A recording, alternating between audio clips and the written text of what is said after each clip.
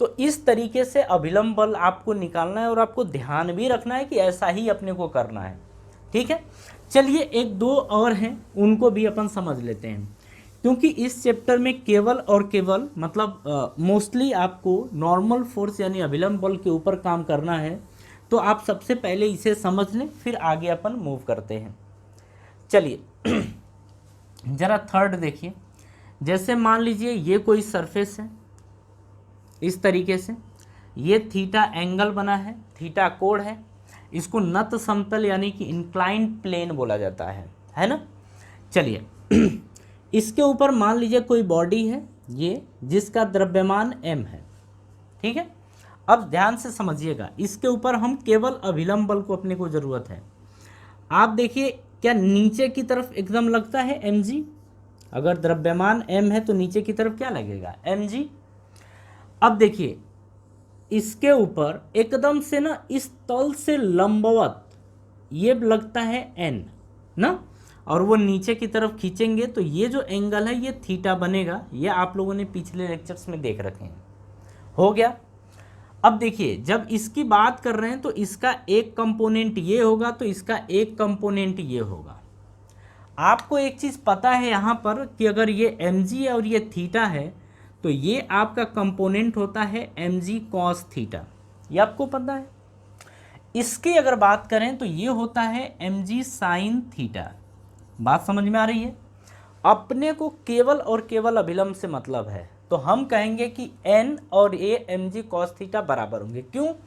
क्योंकि ब्लॉक ना तो ऊपर जा रहा है ना तो नीचे जा रहा है, इसीलिए हम बोलेंगे कि जो n होगा वो mg cos थीटा के बराबर होगा। और अपने को मतलब केवल इसी से है, n से ही मतलब है। ठीक है, चलिए एक और ज़रा इसमें देख लेते हैं अपन। ये रहा, ठीक है। ये अब यहाँ पर मान लीजिए कि ये कोई ब्लॉक है और इसके ऊपर ना आप F फोर्स लगा के इसको दबाए रखें, F फोर्स लगा के इसको आप दबाए रखें। जैसे इसी की बात कर लें, इस बुक को हम F फोर्स लगा के दबाए रखें, ठीक है। तो ये रहा। अब अभिलंब बल की बात हो रही है कि अभिलंब बल किधर होगा, तो आप कहेंगे कि जो आपका अभिलंब बल आएगा वो इसके विपरीत दिशा में ये होगा, और ये दोनों आपस में क्या होंगे बराबर। मतलब ये इसको दबाए रखा है तो ये भी तो इसके ऊपर इधर की तरफ बल लगाएगा। तो यहाँ से हम बोलेंगे कि n किसके बराबर होगा, F के बराबर होगा। तो n किसके बराबर आ गया, F के। तो ये रहा हमारा अभिलंब बल का केस। ठीक है, चलिए अब इसके आगे अपन मूव करते हैं। हाँ जी, चलिए अब हम समझते हैं कि जो फ्रिक्शन फोर्स होता है यानी कि फ्रिक्शन होता है उसको कितनी कैटेगरी में डिवाइड किया गया है, कितने भागों में उसको बांटा गया है। देखिए हम इसकी थ्योरी आपको समझा देते हैं, सारी चीज़ें एक्सप्लेन कर देते हैं, डेफिनीशन आपको समझा देते हैं इसकी, और सबसे हमारा मेन पर्पज़ इसमें होता है न्यूमेरिकल सॉल्व करना। हम ये समझेंगे कि किस तरीके से न्यूमेरिकल सॉल्व किया जाएगा अगर फ्रिक्शन पे आता है तो सबसे पहले हम इसमें देखते हैं कि आखिर फ्रिक्शन जो है यानी कि घर्षण, इसको कितनी कैटेगरी में डिवाइड किया गया है। ठीक है, फ्रिक्शन को क्या बोलते हैं, घर्षण बोलते हैं। देखिए अगर हम इसमें पहले कैटेगरी की बात करें तो ये होता है हमारा स्टैटिक फ्रिक्शन। स्टैटिक फ्रिक्शन, इसको बोलते हैं स्थैतिक घर्षण। स्थैतिक घर्षण यानी कि इसको बोला जाता है स्टैटिक फ्रिक्शन। मेरी बात समझ में आ गई। दूसरा जो होता है इसको हम बोलते हैं लिमिटिंग फ्रिक्शन। लिमिटिंग फ्रिक्शन या इसी को बोला जाता है मैक्सिमम स्टैटिक फ्रिक्शन। इसी को क्या बोलते हैं, मैक्सिमम स्टैटिक फ्रिक्शन, ये बोला जाता है। ठीक है, इसको हम बोलते हैं सीमांत घर्षण। लिमिटिंग फ्रिक्शन को क्या बोला जाता है, सीमांत। तो बोलते हैं सीमांत घर्षण या अधिकतम स्थैतिक घर्षण। स्थैतिक घर्षण ये बोला जाता है। आप ये बात समझ पाए। लिमिटिंग फ्रिक्शन को ही अपन बोलते हैं मैक्सिमम स्टैटिक फ्रिक्शन, जिसे सीमांत घर्षण या अधिकतम स्थैतिक घर्षण बोला जाता है। तीसरा हमारा होता है, इसको बोलते हैं काइनेटिक फ्रिक्शन। काइनेटिक फ्रिक्शन या इसी को बोला जाता है डायनामिक फ्रिक्शन। डायनामिक फ्रिक्शन इसी का नाम होता है। तो इसे हम बोलते हैं काइनेटिक फ्रिक्शन या डायनामिक फ्रिक्शन। इसको बोला जाता है गतिक घर्षण। इसको हम बोलते हैं गतिक घर्षण। कुछ कुछ बात समझ में आ रही है। तो ये हो गया इनकी कैटेगरी। अब ज़रा हम इसको समझते हैं, इसके फॉर्मूलों को, फिर अलग अलग से सारी चीज़ों को हम देखेंगे। ठीक है। अगर यहाँ पर देखा जाए तो आप ध्यान रखिएगा, अभी कुछ बातें आप समझिएगा। यहाँ पर हम ऐसा बोलते हैं कि जो एफएस होता है, सॉरी स्टैटिक फ्रिक्शन को हम दिखाएंगे एफएस से। ठीक है। हम यहाँ पर कहते हैं कि जो एफएस होता है वो एफ एक्सटर्नल से कम होता है। ठीक, सॉरी हम क्या बोल रहे हैं यार। जो एफएस होता है वो एफ एक्सटर्नल के बराबर होता है। अभी इसको समझिए। ठीक है, अभी हम इसको बता रहे हैं। दूसरे की बात करते हैं यहाँ पर, तो हम इसको लेते हैं एफ एल से, या इसको बोल देते हैं एफ एस मैक्स। ठीक है, एफ एस मैक्स ये होता है डायरेक्टली प्रोपोर्शनल एन। ये होता है डायरेक्टली प्रोपोर्शनल एन। आप एफ एल लिख लीजिए यानी कि लिमिटिंग फ्रिक्शन, या एफ एस मैक्स लिख लीजिए मैक्सिमम स्टैटिक फ्रिक्शन। ये दोनों बातें एक ही है और ये डायरेक्टली प्रोपोर्शनल होता है नॉर्मल फोर्स के। और जब आप इसे एफ एल ले लीजिए, एफ एस ले लीजिए या एफ एल, जब प्रोपोर्शनल हटाते हैं तो यहाँ पे आता है म्यू एस इंटू एन। क्या आ जाता है? म्यू एस इंटू एन आ जाता है। ठीक है। और ये होता है आपका लिमिटिंग फ्रिक्शन या अधिकतम स्थैतिक घर्षण। इसकी बात करें तो इसको दो कैटेगरी में डिवाइड किया गया होता है, एक स्लाइडिंग होता है, एक रोलिंग होता है। ठीक है। तो एक हम कहते हैं स्लाइडिंग। स्लाइडिंग का मतलब एक फिसलता है और एक रोल करता है। तो यहाँ पर भी आपको फ्रिक्शन देखने को मिलता है। अगर हम स्लाइडिंग वाले की बात करें तो हम कहते हैं एफ के, मतलब जब वस्तु चल रही हो ना और उसके बीच में जब घर्षण लगता है तो उसको बोला जाता है गतिक घर्षण, और उसको डिनोट करते हैं एफ के से, और इसकी वैल्यू एन के बराबर, मतलब डायरेक्टली प्रोपोर्शनल टू एन। और जब प्रोपोर्शनल हटाते हैं तो बराबर आ जाता है म्यू के इंटू एन। अब बात को ज़रा समझिए, इसको हम आगे टॉपिक में कवर करेंगे। ठीक है, यहाँ पर इसकी कोई अभी ज़रूरत नहीं है।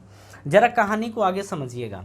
अगर हम स्टैटिक फ्रिक्शन की बात करें तो हम कहेंगे एफ एस जो होता है वो एफ एक्सटर्नल के बराबर होता है। इसको समझा रहे हैं। लिमिटिंग फ्रिक्शन या मैक्सिमम स्टैटिक फ्रिक्शन की बात करें तो इसको कहते हैं कि एफ एल जो होता है वो म्यू एस इंटू एन के बराबर होता है। अगर हम काइनेटिक या डायनामिक फ्रिक्शन की बात करें तो यहाँ पर कहते हैं कि एफ के जो होता है वो म्यू के इंटू एन के बराबर होता है। जब वस्तु रुकी हुई होती है और उस टाइम जो घर्षण गुणांक होता है उसको म्यू एस से दिखाया जाता है, और जब वस्तु चल रही होती है और उनके बीच में अगर फ्रिक्शन फोर्स लगता है तो वहाँ पर जो घर्षण गुणांक आता है इसको बोला जाता है म्यू के। ठीक है। इसको हम बोलते हैं स्थैतिक घर्षण गुणांक। इसको म्यू एस को बोलते हैं स्थैतिक घर्षण गुणांक। स्थैतिक घर्षण गुणांक अपन ये बोलते हैं इसको। ठीक है। और यहाँ पर म्यू के जो है इसको बोलते हैं गतिक घर्षण गुणांक। गतिक घर्षण गुणांक इसको ये बोलते हैं। कहानी को समझ में आ रही है? हम क्या बोलेंगे? म्यू एस को स्थैतिक घर्षण गुणांक, म्यू को गतिक घर्षण गुणांक ये बोलेंगे। ठीक है, बात समझ में आ गई। अब इसे हटाते हैं। तीन को आप ध्यान रखिएगा, स्टैटिक फ्रिक्शन, लिमिटिंग फ्रिक्शन या मैक्सिमम स्टैटिक फ्रिक्शन, और आपका होता है काइनेटिक या डायनामिक फ्रिक्शन। ठीक है। अब जरा इस चीज़ को हम आपको समझाते हैं। ठीक है, ये कब कब ये यूज़ होते हैं। जैसे मान लीजिए कि ये कोई बॉडी है। ठीक है। अब हम आपको ये बता रहे हैं कि कौन सा फ्रिक्शन कब काम में आता है। मान लीजिए कि यहाँ पर इस तरीके से है ये फ्रिक्शनल है, मतलब ये जो है ये सरफेस रफ है। रफ का मतलब कि घर्षण इनमें है। अब समझिए, अगर वस्तु रुकी हुई है तो म्यू एस, वस्तु चल रही है तो म्यू के यूज होगा। अब आप इस चीज़ को बताइएगा, मान लीजिए कि हम इसके ऊपर ना फोर्स लगा रहे हैं एफ। जब एफ फोर्स लगा रहे हैं, मान लीजिए कि यहाँ पर ऐसे समझिए कि एफ की वैल्यू 10 न्यूटन है और इसका द्रव्यमान m है, लेकिन जब हम इसके ऊपर फोर्स लगा रहे हैं तो ये चल ही नहीं रहा है। और अगर चल नहीं रहा है तो जो आपका यहाँ पर क्या होगा, Fs होगा। अगर वस्तु चल नहीं रही है और बल लगा रहे हैं तो इनके बीच में जो घर्षण आएगा उसको हम Fs बोलेंगे। क्या बोलेंगे, Fs। कब बोलेंगे, जब बल लगा रहे हैं लेकिन ये चल नहीं रही है। ठीक है, तो जो ये Fs है, अगर हम कहते हैं कि रेस्ट पे है, अगर ये वस्तु रेस्ट पे है, चल नहीं रही है, तो जो Fs है उसकी वैल्यू जो होगी इस F के बराबर होगी। जब चल नहीं रही है तो Fs की वैल्यू F के बराबर होगी, क्योंकि ये सेल्फ एडजस्टिंग नेचर का होता है। मेरी बात ध्यान से समझिएगा। तो यहाँ पर फिलहाल बोलेंगे कि आपने बल कितना लगाया है, 10 न्यूटन, लेकिन चल तो रहा नहीं है, तो Fs की वैल्यू कितनी होगी, 10 न्यूटन ना। यहाँ पर समझने की कोशिश करिएगा। मान लीजिए कि अब हमने क्या किया, बल बढ़ा के 12 न्यूटन कर दिया, लेकिन फिर भी रेस्ट पर है, मतलब फिर भी ये चल नहीं रहा है, तो जो Fs की वैल्यू होगी ना वो F के बराबर होगी और 12 न्यूटन अब हो जाएगा। समझिएगा ना, समझिएगा। यहाँ पे हमने क्या बोला कि ये सेल्फ एडजस्टिंग नेचर का होगा, मतलब 10 न्यूटन लगाया हमने तो भी नहीं चल रहा है, 12 न्यूटन लगाया तब भी नहीं चल रहा है। तो यहाँ पर Fs की वैल्यू 12 न्यूटन होगी। कब, जब आप बल लगाएंगे 12 न्यूटन। 10 न्यूटन कब होगी, जब आप बल लगाएंगे 10 न्यूटन। ठीक है, इसकी वैल्यू। मान लीजिए फिर आपने बल बढ़ा के 14 न्यूटन कर दिया, लेकिन फिर भी ये रेस्ट पे है, नहीं चल रही है, तो Fs की वैल्यू क्या होगी, Fs की वैल्यू F के बराबर, और F अब आपका कितना है, 14 न्यूटन। बात समझ में आ रही है। तो स्टैटिक फ्रिक्शन में स्टैटिक फ्रिक्शन फोर्स आपका ये होगा जब वस्तु नहीं चलेगी। और यहाँ पर आप जो यूज़ करने वाले हैं म्यू एस यूज़ करने वाले हैं। अगर ज़रूरत पड़ती है तो आप म्यू एस यूज़ करेंगे। ठीक है, अब आगे समझिए। पहला तो समझ गया। मान लीजिए कि अब हमने क्या किया ना, बल बढ़ाते हम चले गए। अब हम मान लीजिए 20 न्यूटन तक बल बढ़ा के लेके गए, और जैसे ही 20 न्यूटन हमने बल लगाया ना तो वो अब चलने की स्थिति में है, चलने की स्थिति में है। चल नहीं रहा है लेकिन चलने की स्थिति में है। मतलब अगर आपने 20.01 न्यूटन भी बढ़ा दिया, मतलब 20 न्यूटन पर ये चल नहीं रहा है, चलने की स्थिति में है, लेकिन अगर आपने बल 0.01 न्यूटन भी बढ़ा दिया इसमें, यानी कि 20 से अगर आपने इतना भी बढ़ा दिया तो ये चलने लगेगा। तो ये जो 20 न्यूटन वाली कंडीशन आती है ना, कि आपने खूब बल लगाया, 20 न्यूटन तक लगाया, अब वस्तु चलने की स्थिति में है, तो यहाँ पर यूज होता है Fs मैक्स, या इसी को बोल देते हैं अपन Fl, और इसकी वैल्यू अब कितनी हो जाएगी, 20 न्यूटन हो जाएगी। इसकी वैल्यू कितनी हो जाएगी, 20 न्यूटन के बराबर। कहानी समझ में आ रही है ना। तो ये हो गया Fl। अब आप मेरी बात समझिएगा। अब क्या हुआ कि आप ना बल बढ़ा के लेके चले गए, मान लीजिए 21 न्यूटन आप लेके चले गए, तो ये अब आपका क्या हो गया, मूव करने लगा, ये चलने लगा। और जैसे ही ये चलने लगा तो अब म्यू एस यूज़ नहीं होगा, अब क्या यूज़ होगा, म्यू के। तो सवाल में यानी कि क्वेश्चन में अगर पूछ भी देता है कि फ्रिक्शन फोर्स की वैल्यू क्या होगी, तो अब म्यू एस यूज़ नहीं करेंगे, क्या करेंगे, म्यू के यूज़ करेंगे फॉर्मूले में। ठीक है, म्यू के इंटू एन, ये फॉर्मूला आप रखेंगे। कहानी कुछ समझ में आई। तो ये चलने की कंडीशन में, और यहाँ पर जो फ्रिक्शन फोर्स यूज़ करेंगे वो यूज़ होगा एफ के, यानी कि यहाँ पर काइनेटिक या डायनामिक फ्रिक्शन फोर्स अप्लाई हो जाता है, मतलब आ जाता है। कहानी कुछ समझ में आ रही है ना। तो ये चीज़ आपको समझ में आई। तो अब इस चीज़, अगर ये सारी चीज़ें आप समझ गए तो अब हम एक एक करके यहाँ पर देख सकते हैं। ठीक है, ये तो अभी हम आपको तीनों के बारे में बता रहे थे, लेकिन सारी बातें आप समझ गए हैं तो अब आपको ज़्यादा दिक्कत नहीं होगी। अब आसानी से जो भी चीज़ बताई जाएगी अब आसानी से आप सीख सकते हैं। ठीक है,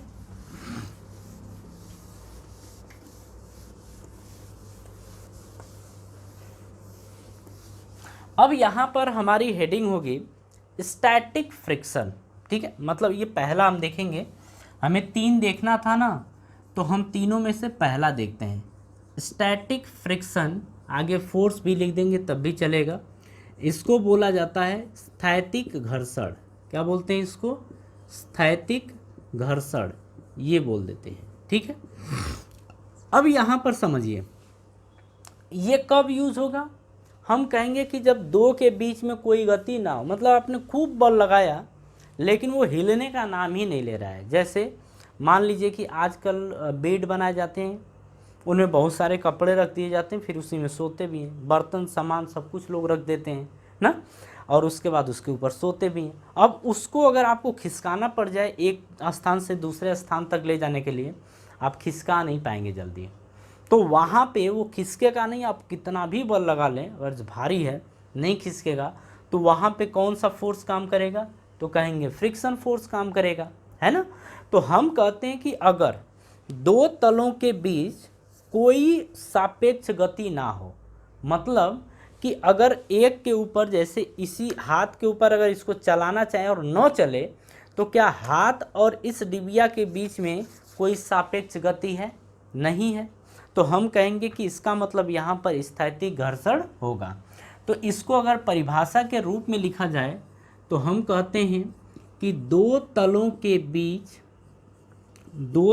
के मध्य या बीच घर्षण बल, दो तलों के मध्य घर्षण बल जिनके मध्य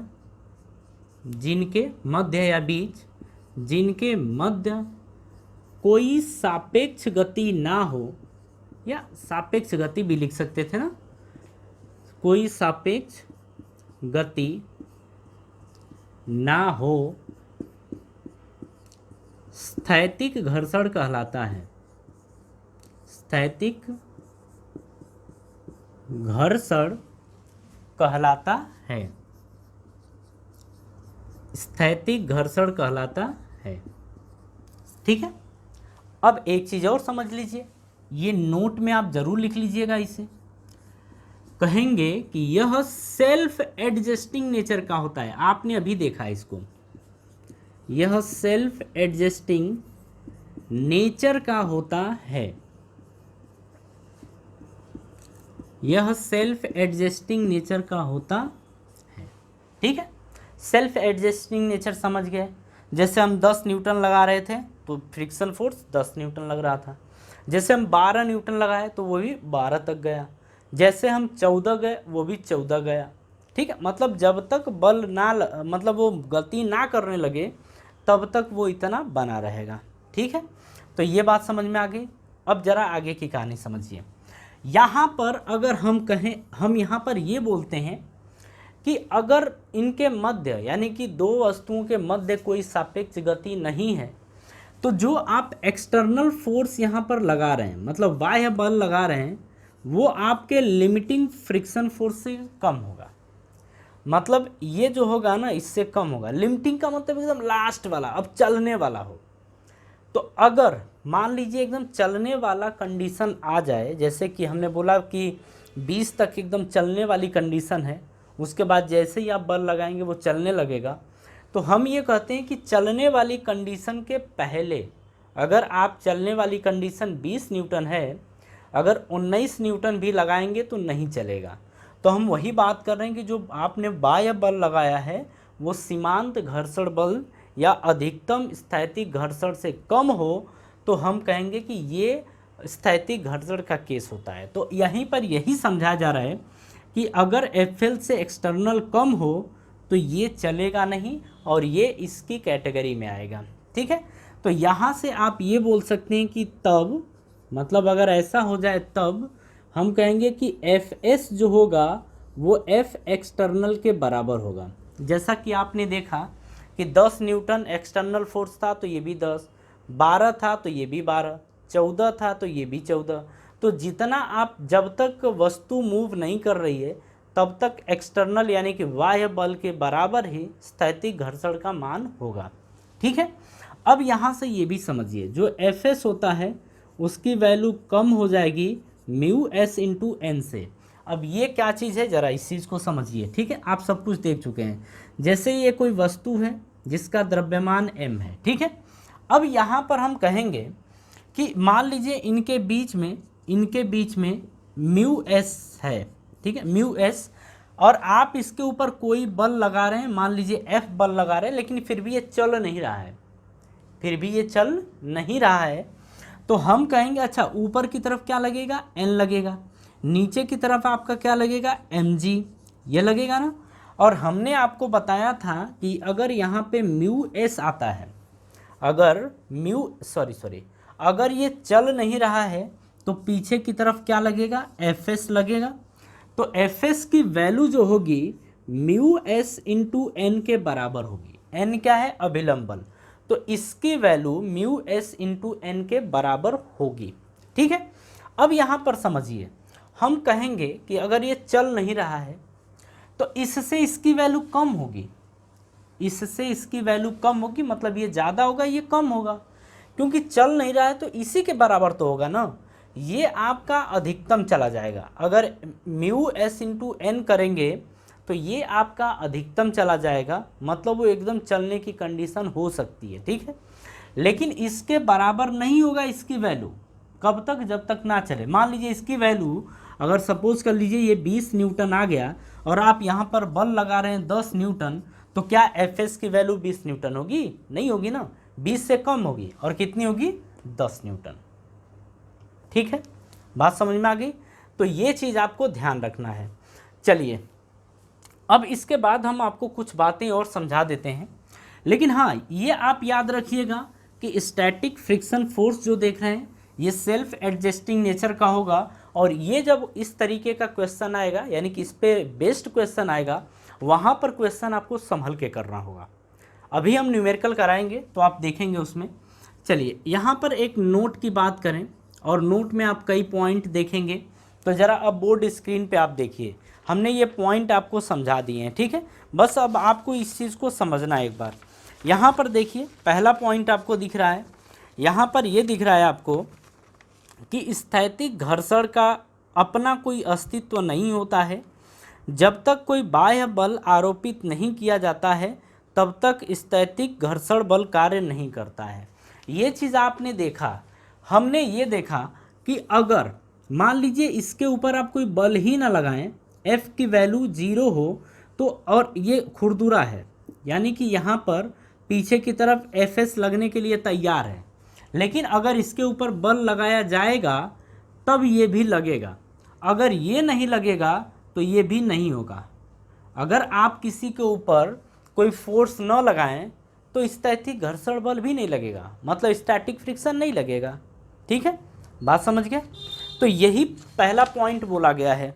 देखिए यहाँ बोला गया है कि जैसे ही वस्तु पर बाह्य बल लगाया जाता है उसी क्षण स्टैटिक फ्रिक्शन कार्य करने लगता है, यानी स्थैतिक घर्षण बल कार्य करने लगता है।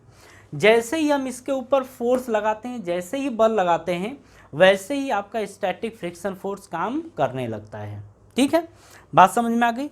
चलिए सेकंड पॉइंट की बात करते हैं। इसका मान स्वतः ही लगाए गए बल के मान के साथ बढ़ता है जब तक कि अपने अधिकतम मान को प्राप्त न कर ले।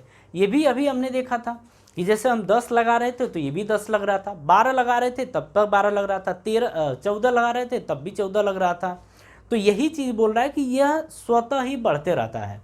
जैसे जैसे आप इसको बढ़ाते जाएंगे ये भी बढ़ता चला जाएगा, और कहाँ तक बढ़ेगा, अपने अधिकतम तक। और अधिकतम क्या होता है इसका, म्यू एस इंटू एन के बराबर, इतना तक बढ़ेगा, इसके बाद नहीं बढ़ेगा। तो ये अपने अधिकतम तक बढ़ते चला जाता है। ठीक है, बात समझ में आ गई। चलिए नेक्स्ट पॉइंट की बात करते हैं। घर्षण बल एक्शन रिएक्शन नियम के अनुसार संपर्क में स्थित दोनों वस्तुओं पर बराबर व विपरीत दिशा में कार्य करता है। ठीक है, मतलब ये चीज़ समझ गए ना कि ये दोनों दिशाओं में लगता है। मतलब अगर मान लीजिए इसके ऊपर ये फिसल रहा है आगे की तरफ, ठीक है, तो इसके ऊपर जो घर्षण लगेगा ना वो पीछे की तरफ लगेगा। इसके ऊपर इसके द्वारा किधर घर्षण लगेगा, पीछे की तरफ लगेगा। तो इसमें एक एक्शन होता है तो दूसरा रिएक्शन होता है, ठीक है। चलिए नेक्स्ट पॉइंट की बात करते हैं। यहाँ पर ये दिया गया कि फ्रिक्शन फोर्स सापेक्ष गति का विरोध करता है, गति को रोक सकता है परंतु स्वयं गति उत्पन्न नहीं कर सकता है। यहाँ पर हम ये देख रहे हैं कि जो फ्रिक्शन फोर्स होता है वो गति का यानी सापेक्ष गति का विरोध करता है, वस्तु को रोक सकता है लेकिन वस्तु को चला नहीं सकता। ये बहुत इंपॉर्टेंट पॉइंट है कि कभी भी फ्रिक्शन फोर्स किसी भी वस्तु को चला नहीं सकता है, उसको रोक सकता है लेकिन चला नहीं सकता है। कहानी कुछ समझ में आ गई, बात समझ में आ गई। चलिए अब इसके बाद देखिए, अगर यहाँ पर हम बात करें कि जो स्टैटिक फ्रिक्शन की वैल्यू होती है, जैसा कि हमने देखा इन सभी को देखते हुए अभी हमने देखा कि अगर इस वस्तु के ऊपर हम कोई बल न लगाएं, जीरो हो, तो Fs की वैल्यू भी क्या होगी, जीरो। बात समझ में आ रही है। तो इसके हिसाब से हम ये बोल सकते हैं कि Fs की वैल्यू ज़ीरो के बराबर भी हो सकती है और ज़ीरो से बड़ा हो सकती है, लेकिन इसकी वैल्यू इसके बराबर हो सकती है और इससे छोटी हो सकती है। मतलब Fs की value mu S into N के बराबर होगी या इससे छोटी होगी, लेकिन कभी बड़ी नहीं हो सकती है, ठीक है। तो ये बात समझ में आ गई। तो इतनी कहानी थी स्टैटिक फ्रिक्शन को लेके। इसके नेक्स्ट वीडियो में हम देखेंगे अब लिमिटिंग फ्रिक्शन क्या होता है उसको, ठीक है। तो चलिए जी, देखिए आप ना इस लेक्चर को अच्छे से देख लीजिएगा, सारी बातें समझ लीजिएगा। हमने भरपूर कोशिश की है कि आपको सारी बातें समझ में आए, ठीक है। तो चलिए जी, अब मिलते हैं नेक्स्ट वीडियो में। Thank you.